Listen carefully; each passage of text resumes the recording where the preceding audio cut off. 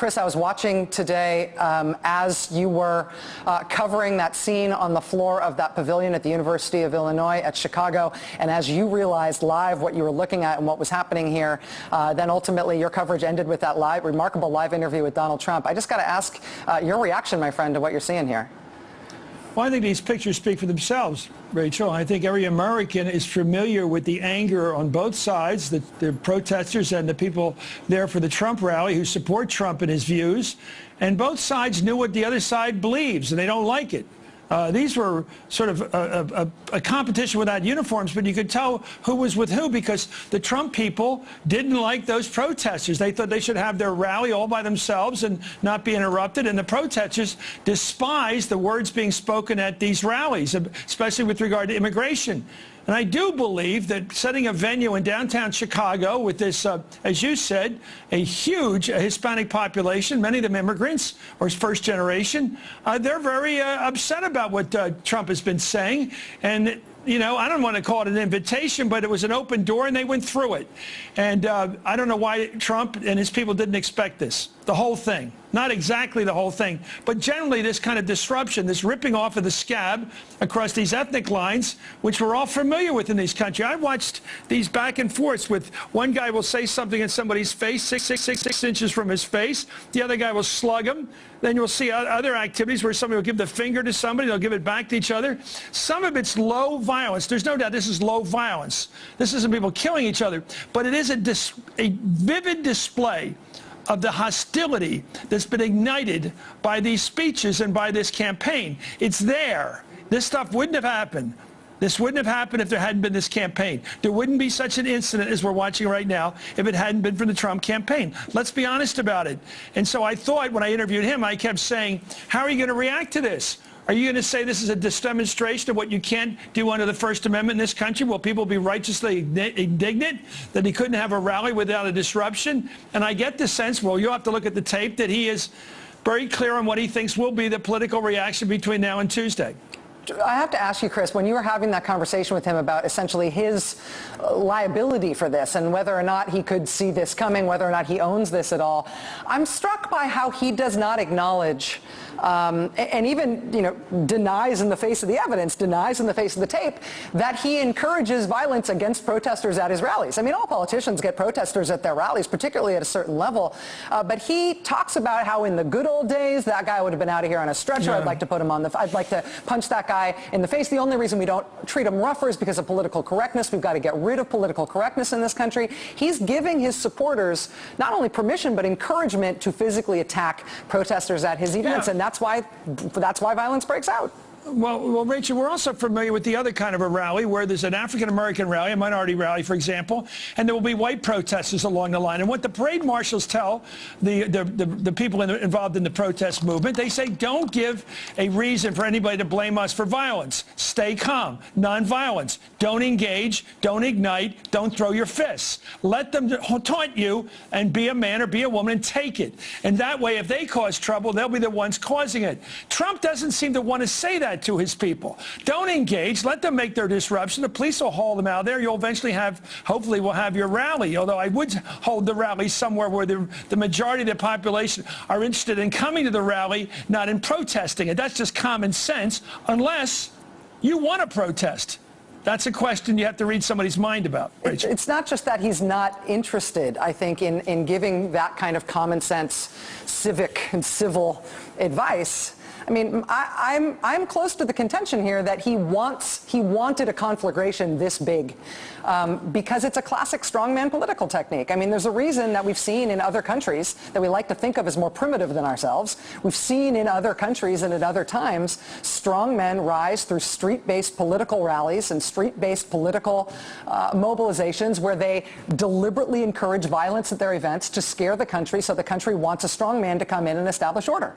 I mean, that's a that's a technique. That's a political tactic that we're not used to seeing in mainstream American politics, but it's hard to escape from me that that's what he's hoping for here. Well, Nixon did that back in 68 and 70. We saw that in the rallies he would hold, where he'd stand on the roof of a car and they would give him the V sign and say afterwards they hate it when I use the V sign because that's what the anti-war people did. I'll tell you one thing. I'll take a different cut at that. I agree with what you're saying. It's very logical. I just don't want to intuit too much into what he's thinking. But I know the American people, if all our lives, we picked up newspapers from North Korea or South Korea or somewhere in the world, the Philippines or somewhere in the world, and we watch people fight with each other like this. And they bring their own, shields with them, and they fight with the police. We've sort of looked down our noses at that kind of behavior we're watching right now. Here it is in our country, this kind of behavior. Yep. It's not good for our country to have to look at this. We don't feel proud of our country watching this stuff. And to the extent he's responsible, he's responsible. Chris Matthews, that's a fact. Thank you for covering this so ably live, and I know you're going to be back on later tonight. I appreciate it, my friend. Thank you. Thank you.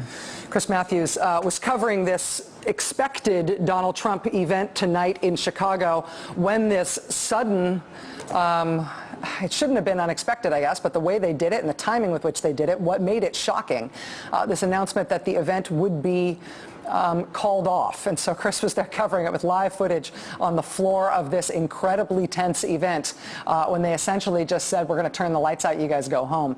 They didn't literally turn the lights out, but they did just pull the plug on the event. Donald Trump would not be coming. The protesters, as you see there, cheered and celebrated that they had succeeded in getting the event called off. When they were cheering and celebrating, they were amid a giant crowd of thousands of people who had turned out to see Donald Trump.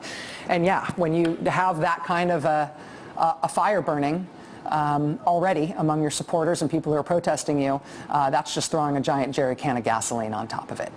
This has been a remarkable, remarkable scene tonight.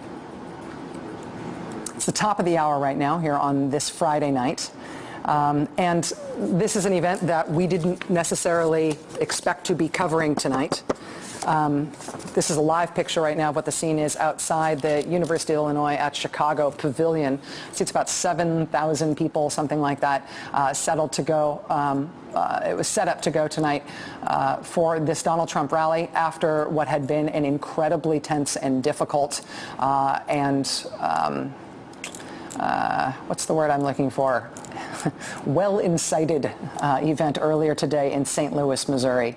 But the Chicago event tonight was called off at the last minute after thousands of supporters and thousands of protesters had convened at this site.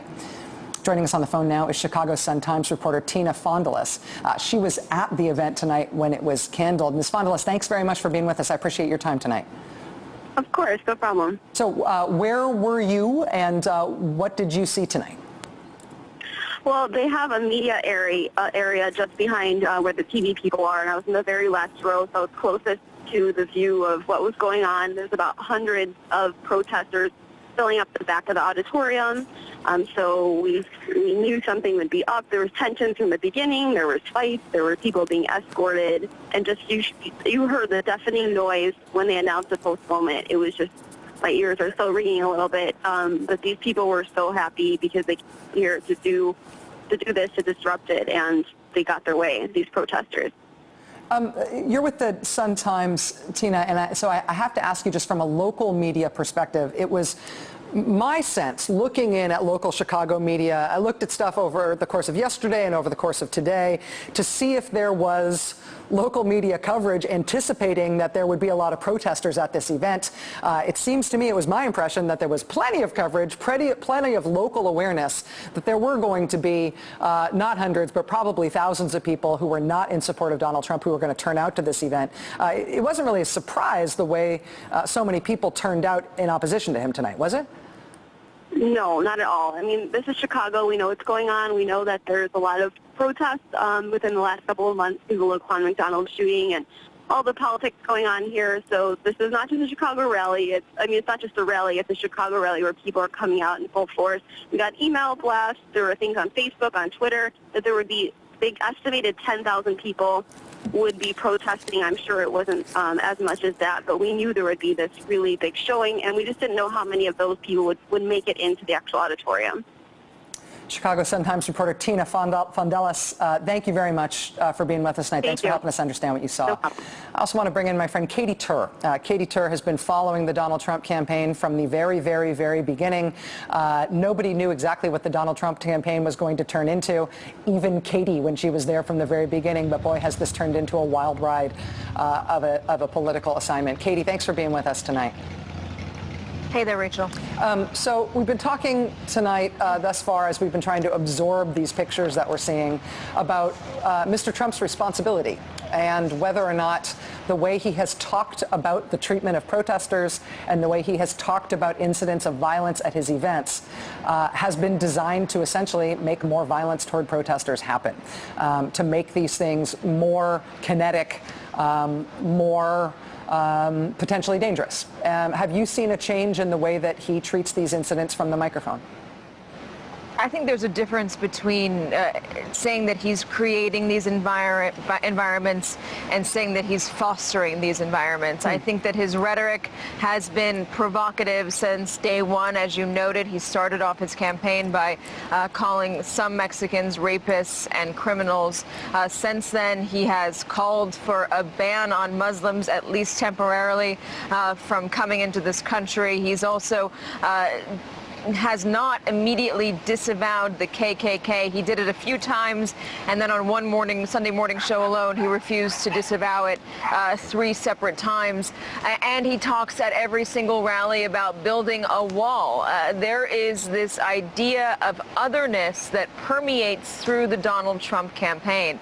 And we have seen over the past few months especially that it's gotten a few weeks to a month and a half or so. It's gotten increasingly tense as we've moved into the southern states for this campaign and the bigger cities. We didn't see this sort of violence necessarily, these sort of disruptions in Iowa. We didn't generally see them in New Hampshire.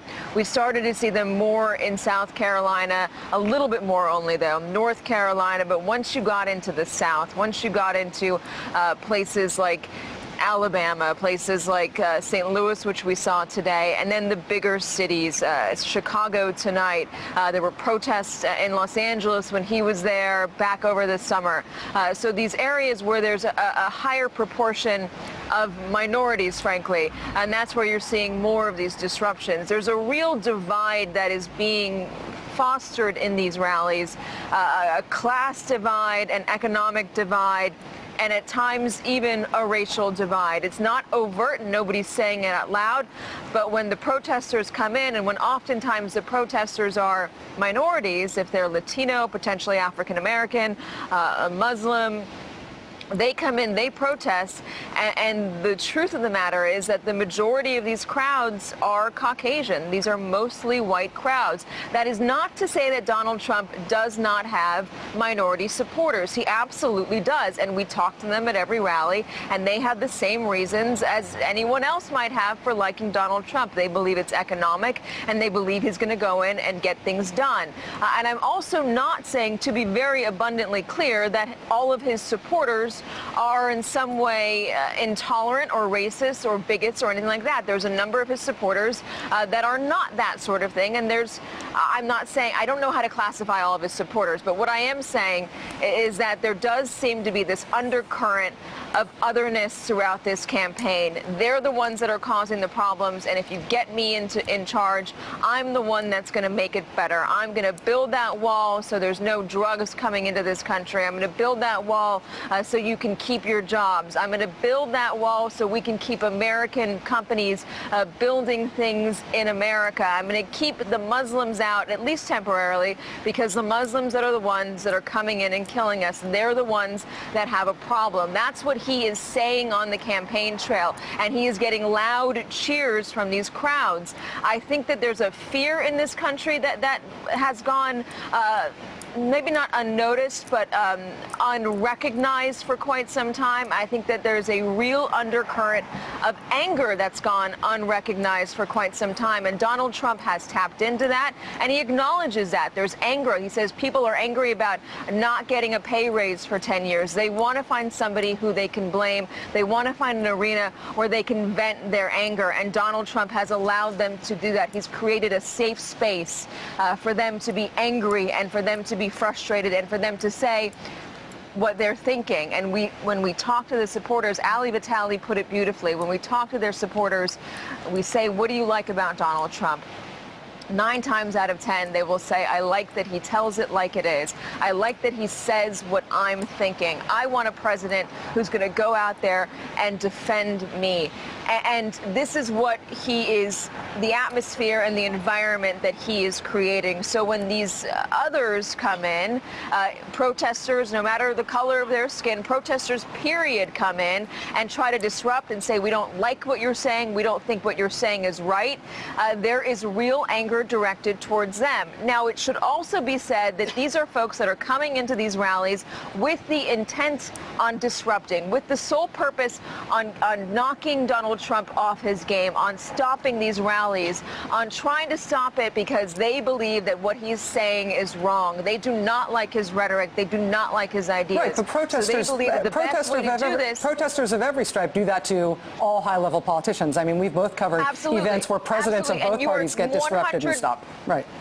You are 100% correct when you say that this does not happen at other campaigns. And it doesn't happen at other campaigns because you don't have a candidate who's up there who's screaming, get them out. Yep. Back in the good old days, we could have taken care of them faster. I want to punch one of those protesters in the face. Other campaigns don't call their supporters passionate when they act violently against a protester. He's not saying that it's wrong. He might be tacitly saying that it's wrong. He might be saying that it's wrong in jest even at times, but he's not creating an environment where he says that you should not be touching protesters. Caveat, there's an announcement, a voice of God announcement at almost every single campaign rally that says, do not touch the protesters. It says Donald Trump values the First Amendment almost as much as he values, or just as much as he values, the Second Amendment. If you see a protester, do not touch them. Instead, wave your Donald Trump sign and chant USA, USA, USA, or Trump, Trump, Trump. And that oftentimes does happen.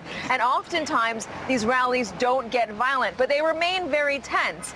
But I will say that we have seen an escalation in this tension over the past few weeks, and that is partially because he's been making a run through the southern states where the border issue really resonates with folks, and where there is a higher number of minorities. That's right, and where his rhetoric correspondingly has turned more and more, and the content of his speeches has turned more and more to be about the disruptive protesters and about the political value of defying political correctness to be rougher with them, and how he wishes that there was more roughness and more violence, and that was okay because that would show us to be a stronger country. I mean, that part of it is America is tough enough any longer. That's right, he and that is what is totally unique. The circumstances of him being provocative, him being what some people consider to be offensive, him inspiring protests, him inspiring disruptive protests. Every politician worth their salt in America is considered by somebody at some part of the ideological spectrum to meet all those criteria.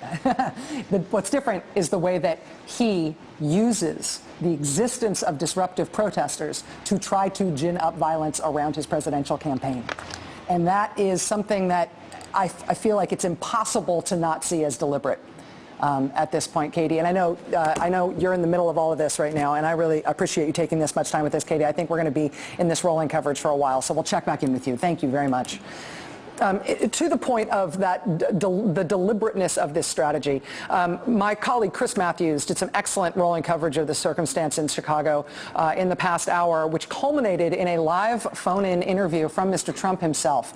We're going to turn around that whole thing later on tonight. There is one portion of this, though, where Donald Trump talked about the political utility of the violence that broke out at this event tonight in Chicago, which again was canceled at the last minute after thousands of supporters and what appeared to be at least many hundreds of protesters were all crammed into the same venue with basically no guidance and almost no visible security, and then they pulled the plug on this event.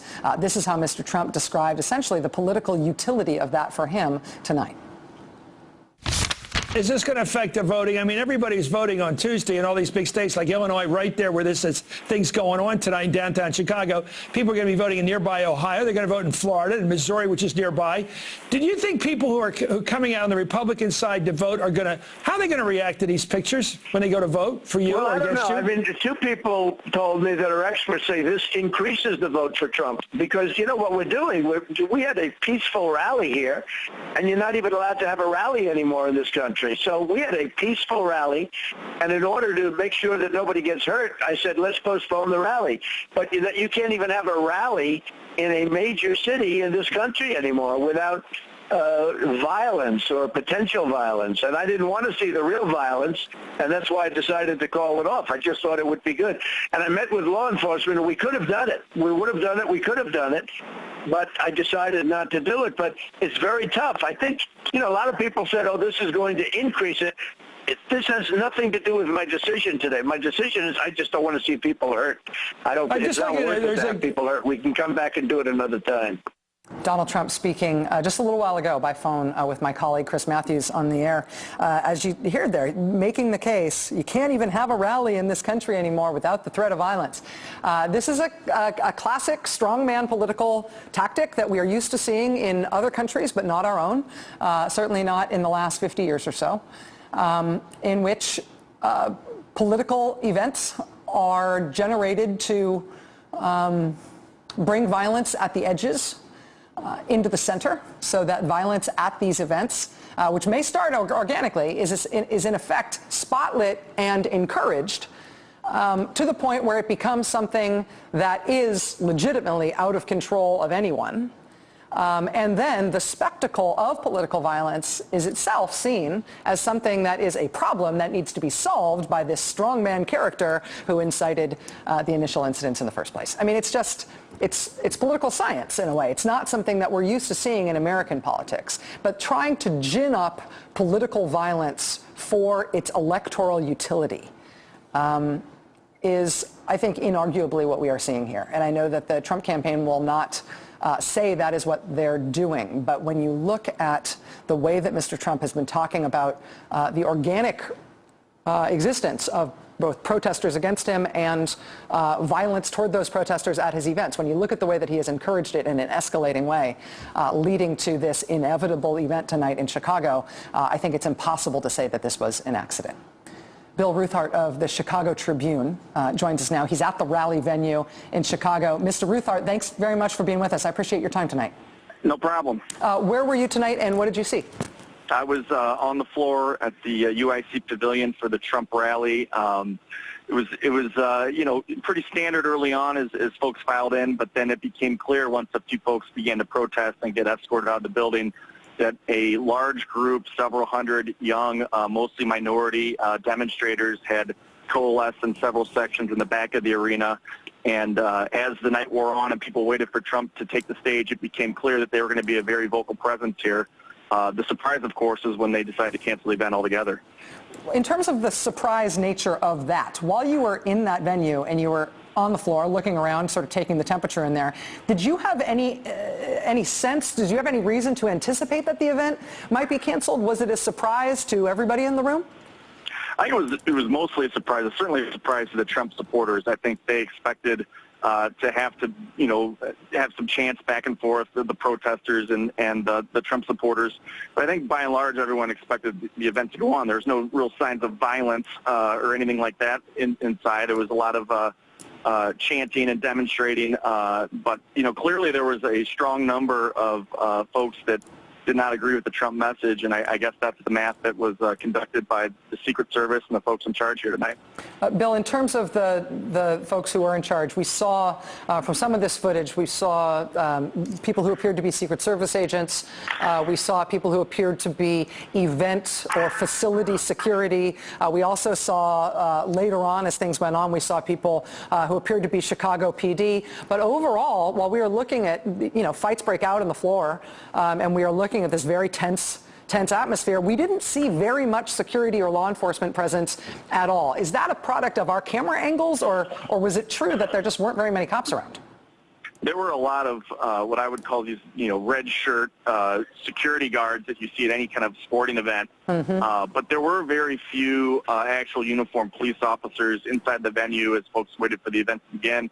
There's a group of about 5 officers. I think a couple of them were Chicago police officers. A couple of them were University of Illinois Chicago police officers who were making their way through the section of protesters. And, every, 5 or 10 minutes when they saw a protester they thought was being a little too unruly, they would escort that protester out. And that's, as, few folks got escorted out, it became clear just how large and vocal the group of demonstrators was going to be. And, that continued to build, but it actually, calmed down for about 10 or 15 minutes as Trump was a half an hour late, and, people were basically expecting him to go on, and things had kind of calmed down, and that's when the announcement was made. Bill Rothart from the Chicago Tribune, thank you very much for being with us tonight. I appreciate you joining us. Sure, no problem. We're joined now by NBC presidential historian Michael Beschloss. Michael Beschloss, I appreciate you being with us tonight. I've been thinking about you a lot recently because you've been sort of our guide to precedent and understanding the uniqueness of what we're watching here. Does this remind you of anything, or is this new? Well, we talked a little bit about George Wallace, which is probably one of the precedents. The thing you've been talking about, I think, is absolutely right, which is we just have to hope that Donald Trump and the Trump people are not deliberately trying to provoke violence at these rallies that's going to attract voters to say we need Trump as a strong person to bring back law and order. And you have to sort of look at what he was saying earlier today when he was complaining in St. Louis that, for instance, there are no consequences for protesters anymore. And that is, Wallace, among others, tried to do in 1968, as you and I have discussed. He would denounce protesters that were in the hall. The crowd would turn. There'd be an angry roar. Even journalists, who George Wallace would denounce, several of them would write later on, they were in fear for their lives. And not only George Wallace. In 1970, Richard Nixon, when he was president, was campaigning in the midterm congressional election. He was in San Jose. There was a motorcade. Motorcade was accosted by anti-war protesters who were angry at Nixon. They threw eggs and stones. Nixon got out and he climbed onto the hood of one of the cars, threw his arms up in the air with the V for Victory sign. And apparently, Chris Matthews was referring to this a little bit earlier in the evening, muttered to one of his aides, it drives them crazy when I do this because, I'm taking away their hand gestures, the peace sign. Two nights later, there was a speech that Nixon gave in Phoenix that was almost exploiting this, saying, this is an example of when law and order is not respected. We should never give so much leeway to violent protesters. And the Nixon people felt that that was so politically helpful that they ran a videotape of that Phoenix speech on the night before the 1970 midterm election. Wow. As it turned out, it wasn't well received, and Nixon never, at least overtly, tried that tactic again. But the point is, you can go further back in American history. One thing that the mainstream, I think, of most of Americans has always felt, and there have been occasions in which we've been confronted with this, is that it is not a very good thing when a politician, especially one running for the presidency, in any way does something to provoke violent melees that he thinks might help him in his campaign. One can only hope that that is not what Donald Trump is trying to do. When we have seen this used in the past, when this has arisen in American politics in the past, is there an antidote to it? Is there, there's a reason that politicians very rarely and occasionally flirt with this, right? Because there can be some political utility to it. Is there an answer to it that neutralizes it? The answer to it is that members of, if it's Donald Trump, if it turns out that he is trying to encourage this, he is aspiring to the nomination of the Republican Party. He is pretty close to getting it. Republican Party does have some leaders that can go to him and say, this is not something that we find acceptable. That can also be true of people who are supporting Donald Trump and involved in the Trump campaign, but don't like seeing this kind of thing on television and know how much it can provoke some very ugly strains in American life. Michael, let me just ask you about one other aspect of this. Trying to make the point of, this event that we've all been thinking about tonight in Chicago in 1968, the protests around the Democratic Convention, a police confrontation with anti-war protesters that led to a lot of violence. What Nixon said was a party that, this was his direct quote, a party that cannot unite itself cannot unite America. And I think the Trump people, if they think that this is going to help, they're putting the Democrats and whoever their nominee is going to be in a position to say exactly the same thing. A party that cannot unite itself, meaning the Republican Party, if it's linked to such things, can't unite America, it could bounce against him in a very big way. Michael Beschloss, NBC presidential historian, joining us on short notice tonight as we watch these remarkable scenes in Chicago. Michael, thank you very much. Remarkable is the word, Rachel. Yeah, thank you. I'd like to bring Robert Costa into this conversation if we can get Robert on the phone. Robert, yes, of course, is a Washington Post reporter. Robert, we're talking about this as not just violence, but as violence in a political context in this country tonight. I have to ask how other Republicans are reacting to this tonight and whether or not the Trump campaign really is going to try to spin this as somehow advantageous to them. Based on my reporting, Rachel, many Republicans tonight are watching these images and they think it's a troubling and complicated moment for America, for the Trump campaign. They're talking about the historical undercurrents and about, as Michael mentioned, 1968. But what's striking to so many Republicans is that what was at the heart of Richard Nixon and the silent majority in 1968 and the Chicago protests at the convention that year was the Vietnam War. And this time it's not a war, it's not an issue, it's a personality, it's a candidate at the fore. And a candidate who is not a side issue to the specific thing we're seeing, which is protesters and supporters of that candidate punching one another. I mean, the candidate has been engaging directly with that as a subject of his campaigns and a subject of his public politicking. He's been talking about this overtly and in increasingly, he would say, politically incorrect. I would say insightful, I-N-C-I-T-E, insightful ways. I'm wondering if that part of it, his role in not just witnessing this among his supporters, but encouraging it, is something that may curdle him in the eyes of Republicans who might otherwise be okay with him as their standard bearer just because he's drawing out a lot of voters. In Washington, I think that is the case. Widespread angst tonight about Donald Trump and what his candidacy has become. But when you look ahead to Tuesday, March 15th, and you think about not the voters in Chicago, but the voters in Rockford, Illinois, in Southern Illinois, the white working class voters who are looking at these images, what do they see? How do they react? In the Florida Panhandle versus the more urban areas of Florida, how do they respond? And Republican strategists, consultants for rival campaigns, they think this is going to stoke the vote for Trump. It's going to bring out people who are disengaged and angry, but it comes at a complicated moment for Trump. He stood earlier in the day with Ben Carson, the only African-American candidate in the Republican race who recently dropped out, and he's trying to turn and pivot, in a sense, toward the general election to project himself as presidential in some ways, but at the same time, he still wants to be Donald Trump, channeling the anger and being unapologetic about riling up these crowds. Right, and there's a question now as to whether or not he's going to try to portray himself as, or this rally at least, as the sort of victim here. This is a phenomenal night in a bad way. Robert Costa, thanks very much for being with us, my friend. I appreciate it. Thank you. Bernie Sanders, presidential candidate on the Democratic side, actually just took the stage not too far from these live images that we're looking at in Chicago right now. Bernie Sanders is in Summit, Illinois, where he's doing a rally. Of course, Bernie Sanders has been turning out events, crowd sizes that are as big or bigger than Donald Trump. He's the only candidate in the race on either side who's been turning out even larger crowds than Donald Trump has, much to Mr. Trump's chagrin.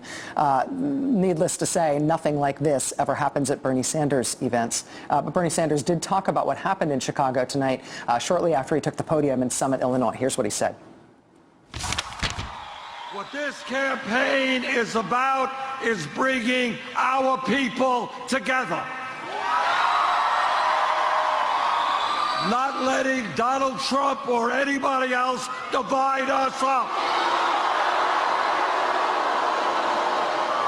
No, we are not going to hate Mexicans. We're not going to hate Muslims. We're not going to insult women. We're not going to insult veterans. We're not going to insult African Americans. We are going to bring our people together to make sure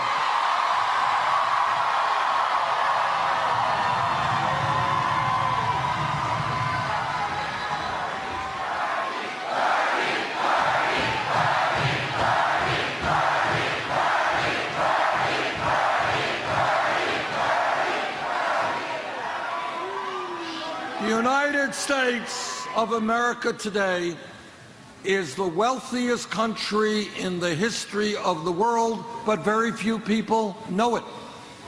And the reason they don't know it is that people in Illinois and in Vermont and all over this country are working longer hours for lower wages. Bernie Sanders tonight speaking just moments ago in Summit, Illinois, working into his usual campaign speech, a response to what we've seen happen tonight in Chicago. Again, to reset in terms of what happened tonight in Chicago, Donald Trump's rallies have increasingly featured violence that started off on the edge of his rallies with protesters making themselves known, trying to disrupt the event, and being, in some cases, attacked by Donald Trump supporters, in most cases escorted out of the room by security. Mr. Trump increasingly in recent days has talked about protesters as they are being taken out of his events and lamented openly that they couldn't be hit, they couldn't be punched in the face, they couldn't be roughed up like they used to in the good old days. As that has happened, we have seen not only more disruptions of Mr. Trump, but we have seen the disruptions of his events by protesters become more and more a feature of these events rather than a sideshow. And unfortunately, we have seen his supporters rise to his rhetoric and get more and more violent toward people who are there to protest. And so tonight in Chicago, with thousands of people set to protest Donald Trump, not surprisingly, given his views, given the way he's been campaigning around the country, and given the makeup and the politics of the city of Chicago, with thousands of people due to turn out, what they did is they let not hundreds, but thousands of Donald Trump supporters and many, many, many anti-Donald Trump protesters into the same room. And then at the last minute, they announced that Donald Trump would not be coming and the rally was canceled. That did result in some fistfights. And some very, very tense moments on the floor of that pavilion at the University of Illinois at Chicago. Ali Vitale is with NBC News, with MSNBC, and she's been following this tonight from just outside the venue. Ali, we've been looking at some of these pictures that you've been sending from outside. It seems like people are sticking around. It doesn't seem like there's big masses of protests, but there's sort of knots of people still there hanging out, seeing what's going to happen. On the ground where I am, on the side of the building where I am, about 2 or 3 minutes ago, people really started dispersing. You saw cops actually start taking away the barricades that they had out here. It seems like on this side of the building, at least, things are beginning to calm down. But you can see, as where I'm showing you with my camera, we still have someone there with an anti-Trump banner standing across the street. And what was happening here just a few minutes ago is as people were leaving this parking garage, they were driving down the street through the barricades, through where all the protesters were lined up. And what you saw was a lot of the protesters would boo them. I saw one guy with a sign that said why. He was trying to ask people driving the car as they sat there in traffic, why, presumably, why are you a Trump supporter? And that's something that a lot of people here actually said to me tonight when I talked to a few of the people that were standing out here and that were protesting. What they said to me is that this, all they really wanted to hear from the Trump supporters, that at least that were driving through this area, was why they supported Trump. And what a lot of these people were saying is that they were out here protesting what they see as hateful rhetoric and divisiveness. And what's interesting about this is that Trump, at every single press conference that he has had on election nights for the past 2 weeks, has been trying to make the case that he can unify and that he can broaden the Republican Party. This is a really hard case to sell when you see scenes like this contrasted with that kind of wording. And I heard Robert Costa earlier saying that this is cause for pause for a lot of people in the Republican Party because they're seeing someone who is saying that he can unify and then causing these massive protests around the downtown Chicago area. And that's obviously a huge juxtaposition as we head into voting on Tuesday this week as well, Rachel. Ali, in terms of what's happening outside, is it your sense that things are ultimately dispersing? Obviously, you said that one side of the building where you're at, things seem to be thinning out. From what I can tell from the images that you've been sending and that we've been seeing from the aerial shot, it seems like the police presence continues to grow while the protester presence continues to shrink outside. That's definitely true. I'm seeing way more police presence throughout the night, and the protesters, you're right, are dwindling. I'm actually trying to walk around to the other side of the building to see if this is, just on this one side and people are beginning to coalesce on another side of the building, or if in fact people are just beginning to disperse for the night. But there were a lot of protesters that were out here just a few minutes before you came to me, and banners, and there was definitely police presence here as well. Since then, we've seen the barricades begin to be moved away. I know we're walking up to where we see some police sirens and things like that right now. But again, I'm seeing a lot of police presence and not that much protester presence right here. And as we round the corner, I think we'll begin to see a little bit more of that. But it seems like things are calming down a little bit, at least on this side of where the arena is. And you can see across the street, we still have some protesters definitely on this part of the field. Definitely still happening, but winding down. Yeah, it seems like police are basically establishing a little bit of a perimeter, which isn't exactly like closing the barn door after the horse is gone, but that seems to be how this night is going to wind down in Chicago. Ali Vitale outside the pavilion at the University of Illinois Chicago. Ali, thank you. Stay safe while you're out there tonight. So we've been covering this live in Chicago. We're going to take a quick break right now and come back. I was talking earlier about how I think that, and I recognize this is a controversial thing to say, but I recognize that what I mean to say, I recognize it's uncomfortable to hear it, but I absolutely believe it, and I can show you that this thing that happened in Chicago did not happen by accident. That this is not some surprise. Wow, look at how difficult this rally was going to be in Chicago. Donald Trump telling Chris Matthews tonight, what a shame it is that you can't even have a rally in this country anymore without any violence breaking out. I can show you in tape from over the last couple of weeks, and most specifically from today, why the thing that led to what happened tonight in Chicago is nothing unique to Chicago. It's nothing unique to anger in our country. It's nothing unique to the character of the type of people who don't like Donald Trump. The reason this happened tonight in Chicago, this fiasco that gave us these images that will now be indelible in American politics, is because of the behavior of not just the Trump campaign, but specifically Donald Trump, the candidate. I think this is on purpose. And I can make my case to you. I will make my case to you. I will show you what I mean when we come back.